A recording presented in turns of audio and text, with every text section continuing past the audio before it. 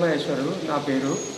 నేను మున్సిపల్ ఆఫీసులో జగిత్యాల మున్సిపల్ ఆఫీసులో ఓటర్ లిస్టు గురించి జిల్లా సహకార ఆఫీస్లో జూనియర్ అసిస్టెంట్గా పనిచేస్తున్న కోడూరు హరీష్కు 11,100 రూపాయలు ఇచ్చినాను లంచంగా. నాకు ఓటర్ లిస్టు ఇప్పిస్తా అన్నాడు, కానీ 2 నెలల నుంచి నాకు ఇప్పేయకుండా సతాయిస్తుండు.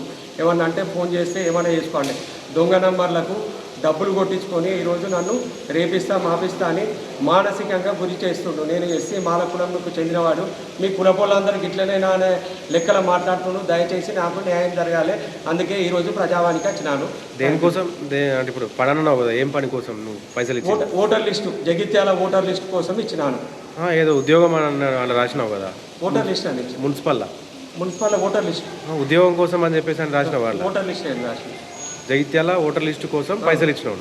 అంటే దేనికోసం ఓటర్ లిస్ట్ అది? నాకు ఇక్కడ జగిత్యాల భూమి ఉంది, అది కోర్టులో ఉన్నది.